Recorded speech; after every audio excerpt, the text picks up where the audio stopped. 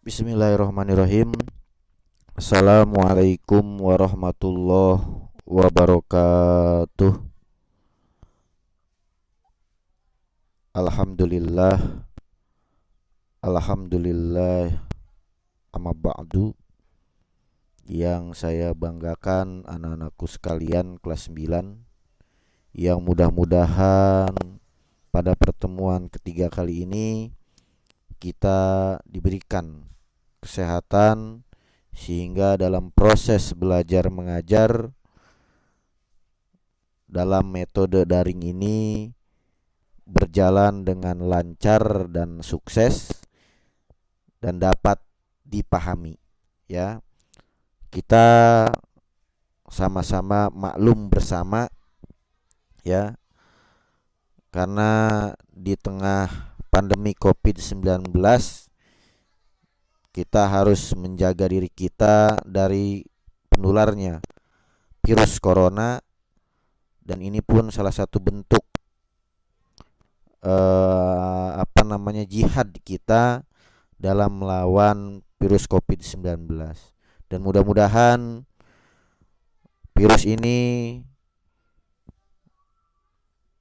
cepat berlalu sehingga kita dapat melakukan pembelajaran secara tatap muka. Baik, anak-anakku sekalian, di pertemuan ketiga kali ini kita bahas tentang penyembelihan binatang, ya.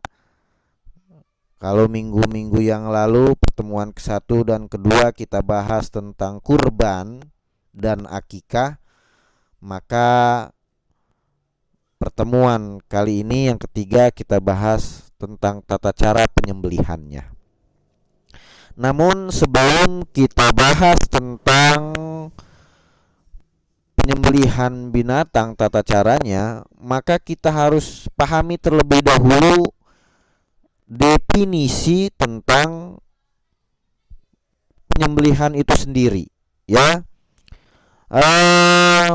Penyembelihan secara bahasa itu artinya baik dan suci, ya. Maksudnya apa baik dan suci?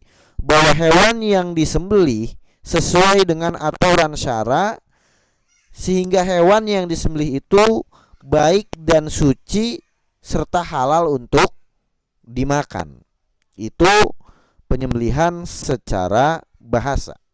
Sedangkan secara istilah, bahwa penyembelihan hewan itu adalah mematikan atau melenyapkan roh hewan dengan cara memotong saluran napas dan saluran makanan serta urat nadi utama di lehernya dengan alat yang ditentukan selain tulang dan kuku, sehingga daging yang kita makan halal untuk dimakan. Selanjutnya itu kita bahas syarat penyembelihan hewan. Syarat penyembelihan hewan, ya. Yang pertama kita bahas orang yang menyembelih terlebih dahulu, ya. Syarat orang yang menyembelih itu yang pertama itu adalah beragama Islam, ya, atau ahli kitab, beragama Islam, ya. Yang kedua sudah balig dan berakal, ya. Balig, ya. Apa itu balig? Ya, salah satu cirinya itu adalah menyukai lawan jenis, ya, dan berakal. Jadi harus tahu apa yang dia lakukan. Yang ketiga adalah menyembelih dengan sengaja, niat, ya. Niatnya menyembelih dengan sengaja, bahwa kita itu menyembelih binatang itu kita niatkan kepada Allah Subhanahu wa taala agar menilai ibadah, dan yang kedua untuk hewan ini disembelih halal dimakan, ya. Yang selanjutnya yang keempat adalah bisa melihat. Nah, orang yang motong itu harus bisa melihat. Kenapa? Karena khawatir kalau orang yang nggak ngeliat, ya motongnya apa mulu. Yang seharusnya leher tenggorokan itu dipotong, disembelih, ini beda, ntar kupingnya yang nggak mati. Ya, makanya harus orang yang bisa melihat. Itu syarat orang yang menyembelih. Kemudian syarat hewan yang disembelih apa? Yang pertama adalah hewannya masih dalam keadaan hidup. Nah, kalau mati bagaimana potong? Nggak bisa, haram sudah ya. Yang kedua, hewan yang disembelih itu harus halal dimakan. Ya, karena ada hewan-hewan yang haram dimakan dan ada hewan yang halal dimakan. Nah, hewan yang halal dimakan, contohnya sapi, kambing, ya, terus apalagi unta, itu boleh, ya. Itu syarat hewan yang disembelih. Selanjutnya syarat alatnya.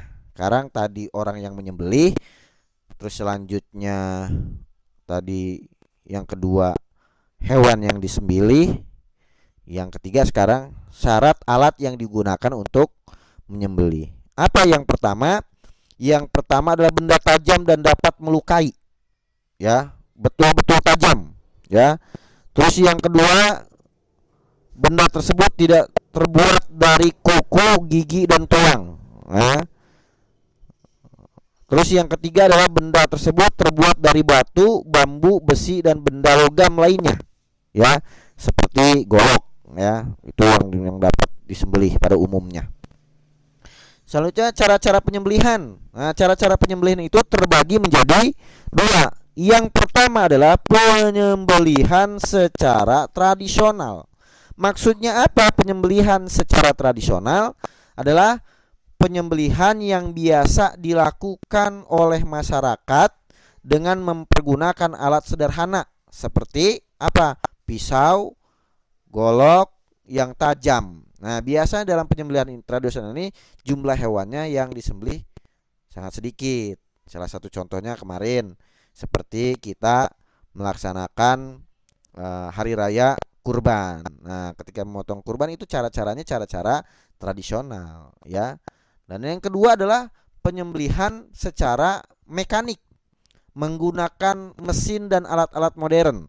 Tetap ketika memotongnya harus pakai pisau, tapi ketika proses pengkulitan dan sebagainya boleh menggunakan mesin, tapi harus sesuai dengan syariat Islam, tidak boleh ditabrak. Misalnya dulu pernah ada di RPH, rumah potong hewan itu menggunakan mesin sapi atau kambing digiring ke dalam mesin, ya, terus dipotongnya tidak sesuai dengan syar'i ketika pokoknya nggak peri kehewanan lah ya, tidak peri kehewanan.